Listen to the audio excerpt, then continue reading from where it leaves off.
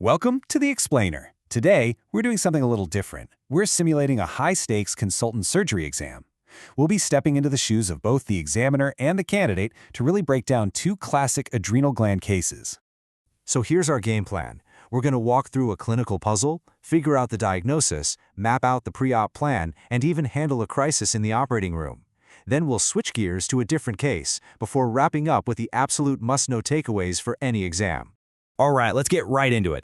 For this first part, I'll be the examiner. Candidate, please listen carefully. So, this is the scenario. It's a classic one, an incidentaloma, an accidental finding. The floor is yours, candidate. How do you begin? Thank you. Well, I'd start by taking a really thorough history. Right away, a few things jump out at me. We have this incidental mass, sure, but his history is screaming that something more is going on. He's got uncontrolled high blood pressure, even though he's on 2 meds, and then you have this classic triad: headaches, palpitations, and chest pain. That combination is a huge red flag for a functional, hormone-secreting tumor. A very good start. You've honed in on the key red flags in the history, so let's see how you build on that. Based on what you know so far, what are the possibilities running through your head? My differential diagnosis would be broad, but it's not a random list. Given the uncontrolled hypertension and that classic triad of symptoms, pheochromocytoma shoots right to the top. Of course, you have to consider other things. Could it be secreting cortisol or aldosterone? Is it cancer? Or maybe it's just a benign, non-functional mass.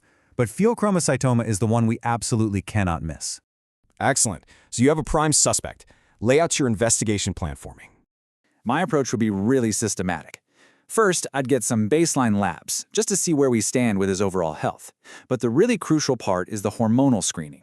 We need to know if this tumor is functional. So I'd order tests for catecholamines to check for pheo, a dexamethasone suppression test for Cushing's, and aldosterone and renin levels for cons. And then, a dedicated CT scan of the abdomen will give us a good, detailed look at the mass itself. Okay, the results are starting to come in. Let's say the hormonal screen shows a very significant finding. And that finding is a 4-fold increase in his plasma catecholamines. Now, this isn't some borderline result. This is a massive, clinically significant elevation. It's pointing a huge arrow directly at our top diagnosis, pheochromocytoma. Okay, so you've got the lab results, and the CT scan confirms a pretty good-sized mass. What is the definitive next step? So the next step is confirmation. While that plasma level is really suggestive, the gold standard is a 24-hour urine collection for catecholamines and their breakdown products, metanephrines. This test is great because it gives us a picture of the total hormone output over a full day, which is way more reliable than just a single blood draw. And there you have it. The 24-hour urine test comes back positive, with levels 3 times the normal limit. Your diagnosis is confirmed. It's a pheochromocytoma. Now we get to the most critical phase. Getting the diagnosis is one thing, but getting this patient safely through surgery is another. This is where the real skill comes in. How are you going to manage him? The definitive treatment is surgery, a left adrenalectomy to remove the tumor. But, and this is a huge but, you absolutely cannot take this patient to the operating room without meticulously preparing him first. Doing so would be courting disaster, a potentially fatal hypertensive crisis on the table. I want the specifics. Walk me through the pre-op protocol, step by step. This is a classic exam question for a reason. Okay, the absolute key here is the sequence. You must start with an alpha blocker first, something like phenoxybenzamine. This controls the dangerously high blood pressure. Only after you have good alpha blockade, usually a couple of days later, can you add a beta blocker to control the heart rate. If you do it the other way around, you risk what's called unopposed alpha stimulation, which can cause a hypertensive crisis. After that, we need to get him well hydrated to expand his blood volume, and then it's the final checks before surgery. And we're not just guessing. We have specific targets we're aiming for. We'll carefully adjust the medications until his sitting blood pressure is below 130/80 and his heart rate is stable between 60 and 70 beats per minute. Hitting these numbers tells us he's ready. All right, the patient is fully prepared and now on the operating table. But this is still a high-wire act. Let's talk about what can go wrong. In the OR, it's all about control and teamwork. We'll need invasive monitoring, an arterial line and a central line for beat-to-beat blood pressure data. The anesthetist needs to be careful to avoid any drugs that could trigger a catecholamine surge. And for my part, as the surgeon, I have to be incredibly gentle with the tumor. But the single most important surgical step is to get control of the adrenal vein early and ligate it. That's how you turn off the hormonal faucet. So you're carefully dissecting, but the blood pressure suddenly spikes to 220/120. A hypertensive crisis is happening right now. What do? The whole team has to be ready for this moment. I would calmly tell the anesthetist what's happening and ask for an immediate IV push of a short-acting vasodilator, like nitroprusside or phentolamine. The goal is to bring that pressure down and bring it down fast. Okay, you've handled the crisis. The tumor is out, the vein is tied off, and suddenly the blood pressure plummets. You've just traded one emergency for another. What's going on?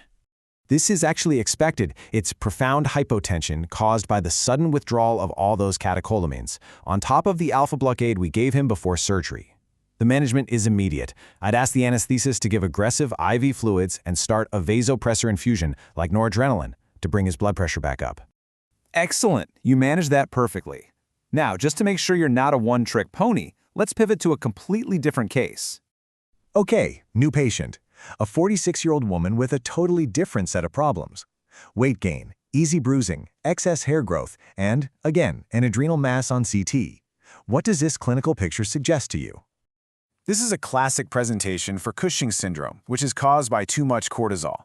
It's a world away from the first case. Instead of those sudden bursts of hypertension from catecholamines, you see these slow, progressive changes from chronic cortisol excess. Things like central obesity, thin skin, and that classic moon face. The underlying physiology is completely different. You nail the diagnosis. You perform a right adrenalectomy, and everything seems fine. But then on day 2 post-op, you get a call. She's got a fever and her blood pressure's in the boots. She's crashing. What is happening?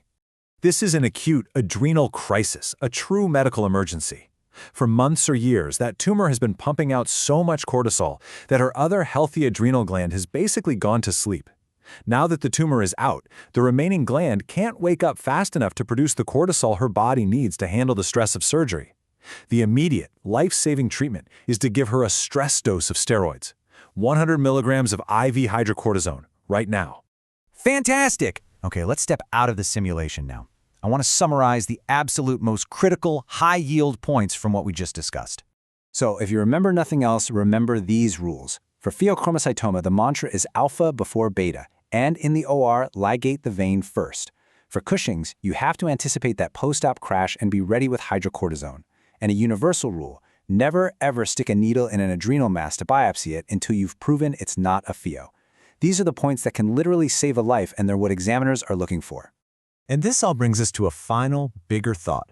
Being a great surgeon isn't just about knowing anatomy and how to cut and sew.